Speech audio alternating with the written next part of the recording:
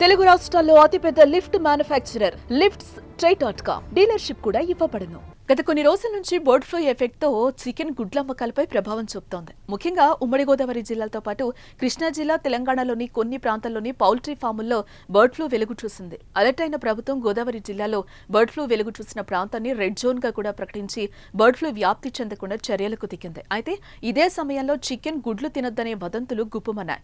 బాగా ఉడికించి తినే చికెన్ గుడ్లతో ఎలాంటి సమస్య ఉండదని వైద్య నిపుణులు, అధికారులు అవగాహన కల్పించే ప్రయత్నం చేసినా చికెన్ గుడ్ల అమ్మకాలపై మాత్రం ప్రభావం గట్టిగానే పడింది. అయితే ఇప్పుడిప్పుడే మళ్లీ వాటి అమ్మకాలు పుంజుకుంటున్నట్టు చికెన్ గుడ్ల ధరలు చూస్తే తెలిసిపోతోంది. మరోవైపు బర్డ్ ఫ్లూ వదంతులు పోగొట్టేందుకు సిద్ధమైన పౌల్ట్రీ పరిశ్రమ నిర్వాహకులు ఉచితంగా చికెన్ గుడ్లు పంపిణీ చేస్తున్నారు.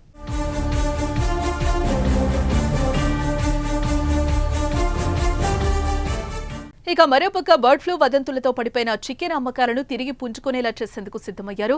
గుంటూరులో ఉచితంగా చికెన్ ను పౌల్ట్రీ పరిశ్రమ నిర్వాహకులు పంపిణీ చేశారు. ఇది కాకుండా మరో అడుగు ముందుకు వేస్తూ ప్రజాప్రతినిధులతో ప్రచారం చేయిస్తున్నారు. ప్రజల అవగాహన కల్పించే ప్రయత్నాలు చేస్తున్నారు. అందులో భాగంగా గుంటూరులోని స్వామి థియేటర్ ప్రాంగణంలో ప్రజలకు ఉచితంగా చికెన్ గుడ్లు పంపిణీ చేశారు పౌల్ట్రీ పరిశ్రమ నిర్వాహకులు. ఉడికించిన చికెన్ గుడ్లు తినటం వల్ల ఎలాంటి సమస్యలు రావని వివరించారు. ఇక చికెన్ వంటకాల కోసం ఆహార ప్రియులు భారీగా తరలివచ్చారు. ఊహించని విధంగా ప్రజలు తరలి రావడంతో నిర్వాహకులు గేట్లకు తాళం వేయాల్సిన పరిస్థితి వచ్చింది. మరోవైపు హైదరాబాద్లోని ఉప్పల్లో కూడా ఉచితంగా చికెన్ గుడ్ల వంటకాలు పంపిణీ చేయడంతో ప్రజలు ఎగబడ్డారు. బర్డ్ ఫ్లూ వ్యాప్తి నేపథ్యంలో ప్రజలు చికెన్ తినేందుకు భయపడుతున్న వేళ పలువురు అవగాహన కల్పిస్తూ చికెన్, ఎగ్ స్నాక్స్ ఫ్రీగా అందించారు. ఈ మేళాలకు జనాలు ఎగబడ్డంతో నిర్వాహకులు తీవ్ర ఇబ్బందులు పడ్డారు.